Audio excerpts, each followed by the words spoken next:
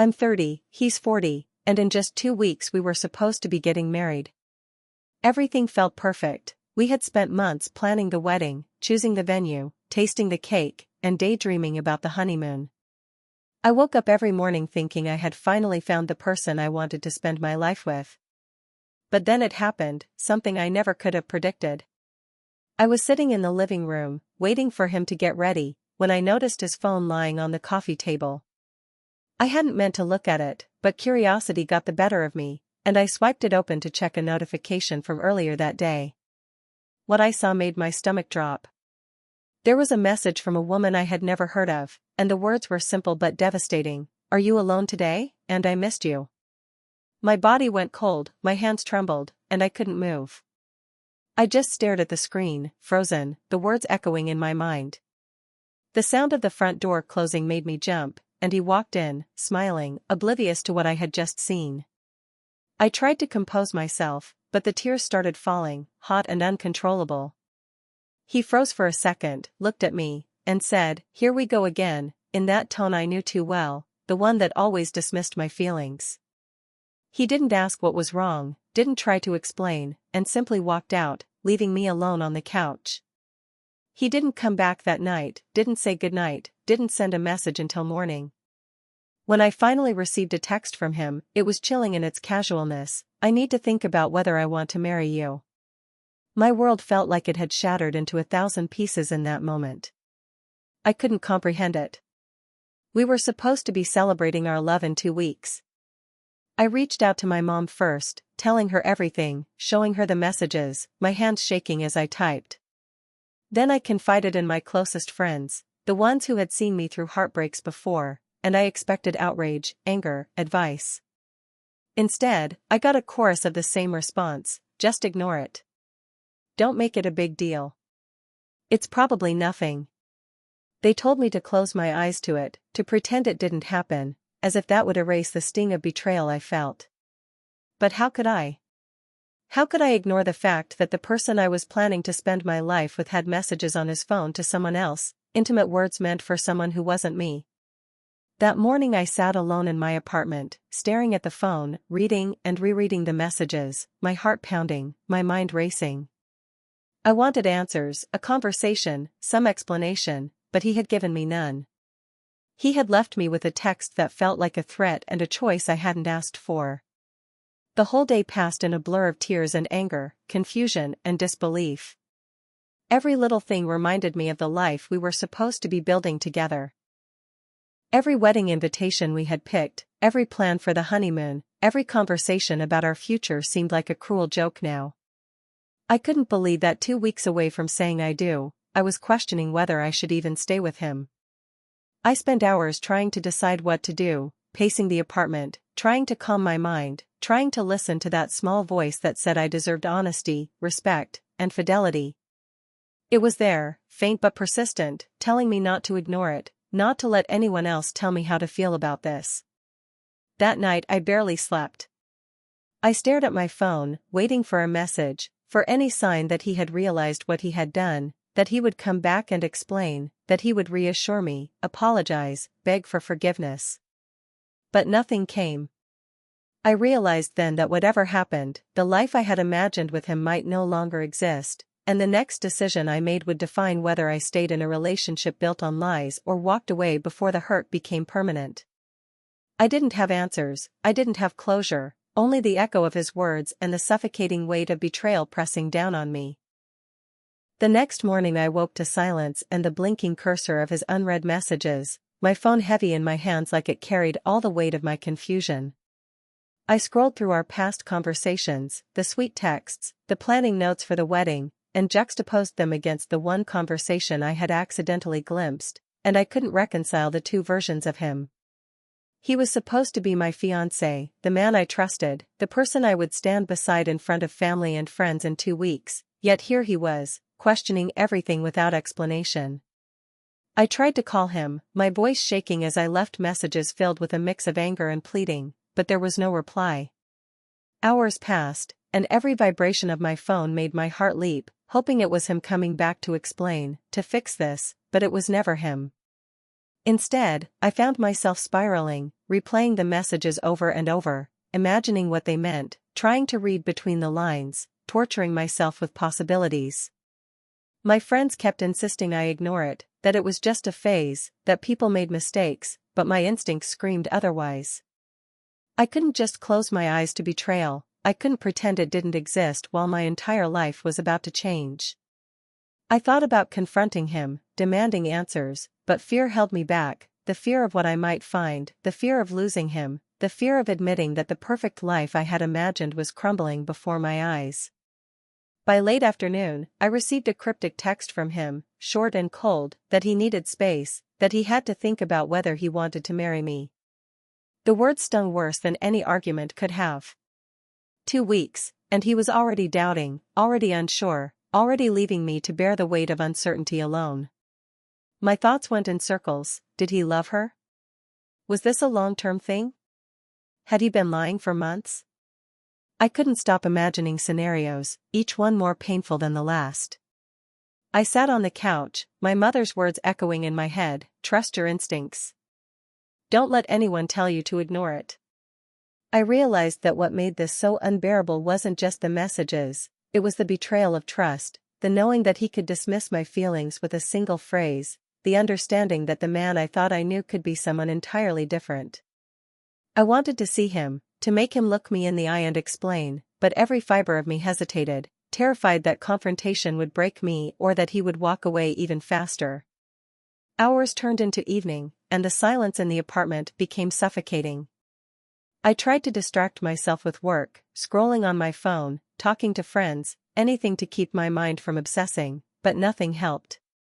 Each notification made my chest tighten, each shadow in the apartment made me imagine him entering with her in his mind instead of me.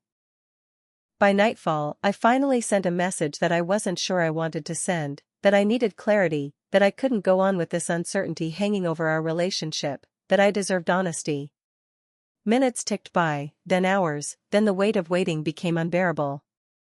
I lay awake, staring at the ceiling, thinking about our upcoming wedding, wondering if it was already too late. My thoughts wandered to all the times he had brushed off my concerns in the past, the subtle dismissals, the moments I had rationalized as stress or fatigue, now glaring at me as signs I should never have ignored.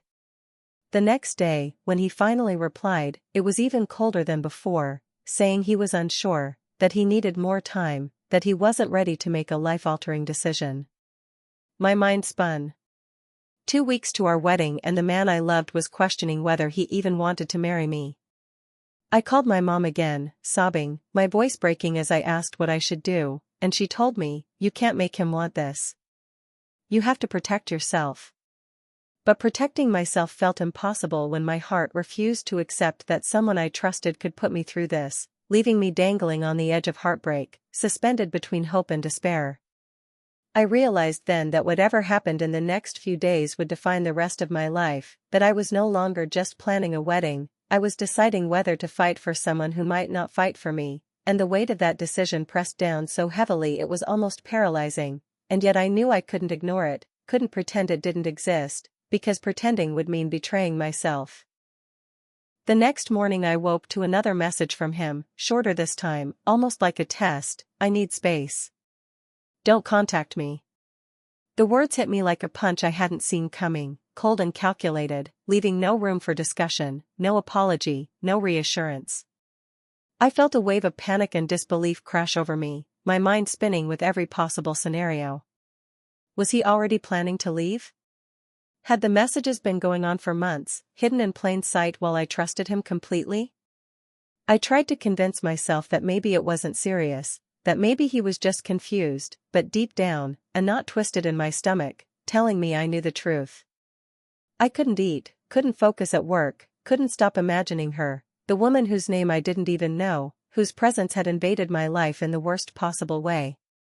By the evening, I decided I had to see him, to demand answers face to face, to finally force him to confront what he had done before it destroyed everything we had built. I drove to his apartment, my hands gripping the steering wheel until they were white, my heart hammering in my chest.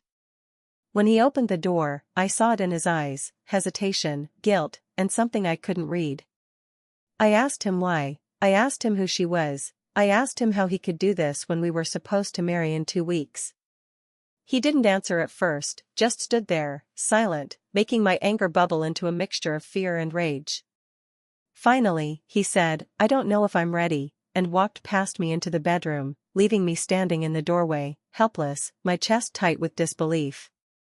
I followed him, desperate for an explanation, desperate to salvage what I thought was unshakable love, and that's when I saw it: more messages, screenshots I hadn't seen, photos of them together, the intimacy undeniable.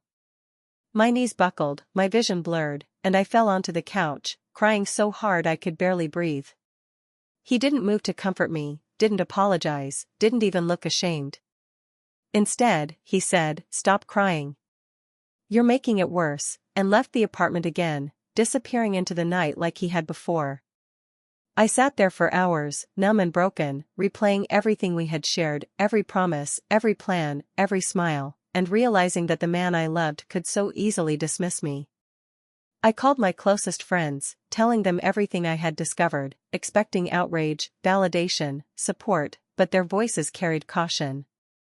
"Maybe give him time," they said. "He's under stress. Don't ruin everything 2 weeks before the wedding."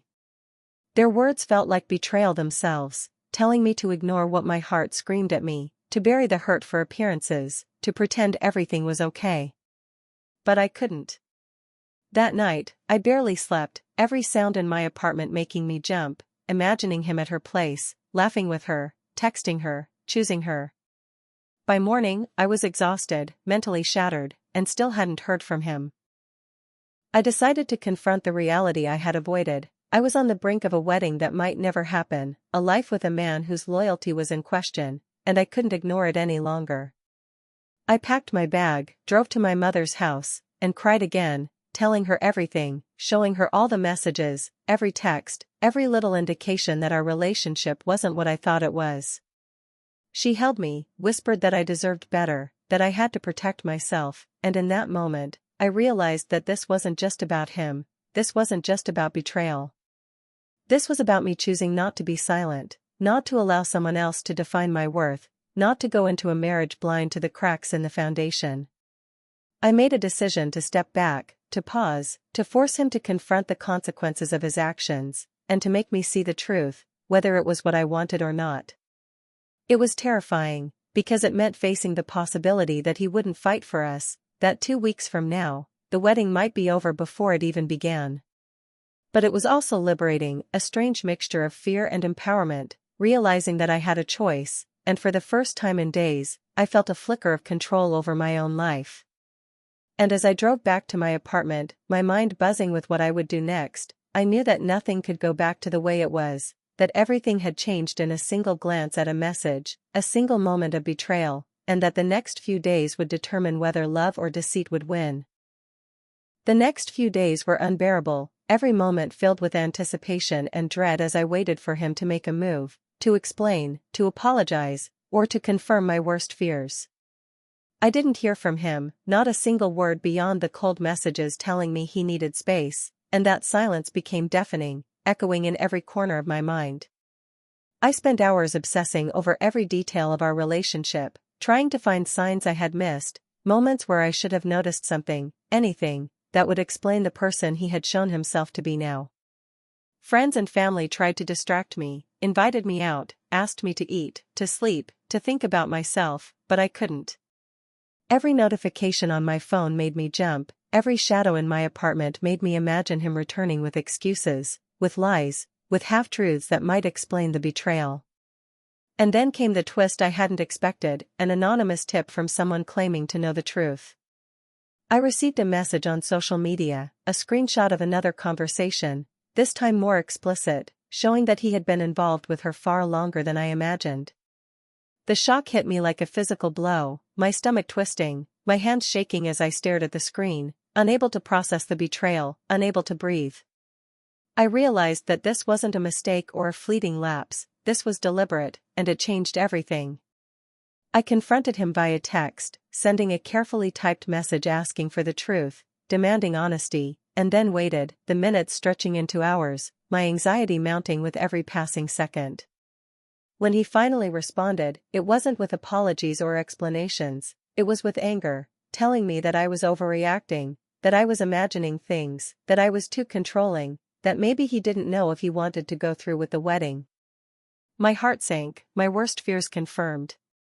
In that moment, I realized that the person I had been planning to marry could gaslight me even while I had the proof in front of me, could twist reality and make me question my own sanity. I decided I couldn't stay silent, couldn't let him manipulate me into ignoring the truth, and I reached out to everyone I trusted, compiling everything, screenshots, messages, the timeline of events, anything that would show what was really happening.